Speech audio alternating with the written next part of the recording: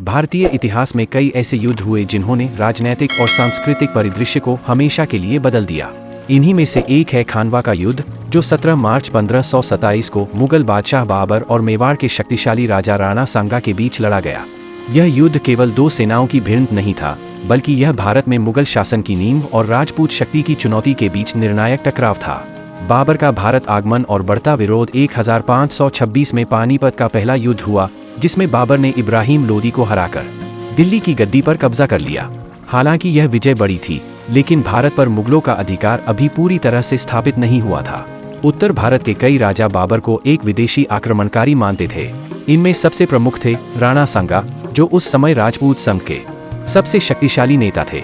राणा सांगा का सपना था कि बाबर को भारत से बाहर खदेड़कर दिल्ली पर हिंदू सत्ता की पुनः स्थापना की जाए। उन्होंने कई राजपूत राज्यों को एकजुट किया और अफगान सरदारों को भी अपने साथ जोड़ लिया। उनके नेतृत्व में एक विशाल और बहादुर सेना तैयार हुई। राणा सांगा बनाम बाबर, दो शक्तियों का आमना सामना। राणा सांगा एक कुशल योद्धा थे। उनके शरीर पर 80 से अधिक घाव थे और एक हाथ कट चुका था, लेकिन उनका साहस अद्वितीय था। वे पहले भी कई मुस्लिम शासकों को पराजित कर चुके थे। उन्होंने सोचा कि बाबर को भी हराया जा सकता है। उधर बाबर ने भी युद्ध की गंभीरता को समझा।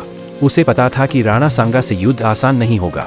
उसने अपनी सेना को नए तरीके से संगठित किया, जिसमें तोपखाने, बंदूकधारी सैनिक और घुड़सवारों को तुर्क शैली में तैनात किया गया।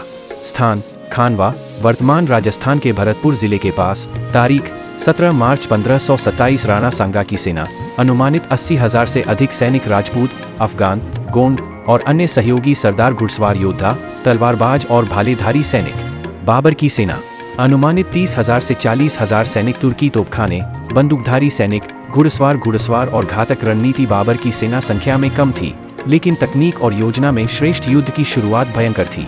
राणा सांगा की सेना ने प्रारंभिक मोर्चे पर आक्रमण करते हुए बाबर की सेनाओं को पीछे धकेल दिया। राजपूत योद्धा अदम्य साहस के साथ लड़ रहे थे, लेकिन बाबर ने मैदान में तोपों को सामने और घुड़सवारों को किनारों पर लगाया, जिससे राजपूतों को बड़ी क्षति हुई। बाबर ने एक नई रणनीति अपनाई, तुलुगमा और अरबा पद्धति, जिसमें छोटे छोटे दलों में घेराबंदी कर शत्रु को चारों ओर से घेर लिया जाता था। युद्ध के मध्य में राणा सांगा के एक प्रमुख सहयोगी शिलादेव ने बाबर से मिलकर विश्वासघात किया। इससे राणा की सेना की योजना में बड़ा भ्रम फैल गया। इसके अलावा बाबर ने युद्ध से पहले जिहाद की घोषणा कर दी थी और अपने सैनिकों में धार्मिक जोश भर दिया था। बाबर ने युद्ध भूमि में शराब पीना भी त्याग दिया और कहा कि यह युद्ध इस्लाम के लिए है। बाबर की तोपों ने राजपूतों के घुड़सवारों को भारी नुकसान पहुंचाया। हजारों राजपूत सैनिक युद्ध भूमि में वीरगति को प्राप्त हुए। अंततः राणा सांगा गंभीर रूप से घायल हो गए और उन्हें युद्ध क्षेत्र से हटाना पड़ा।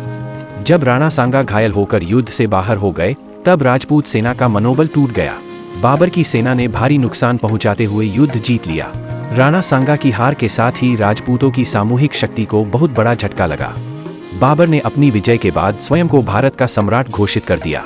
यह युद्ध मुगलों के लिए एक महत्वपूर्ण मोड़ था, जिसने उत्तर भारत में उनके साम्राज्य की नींव मजबूत की। राणा सांगा इस हार के बावजूद हार नहीं माने।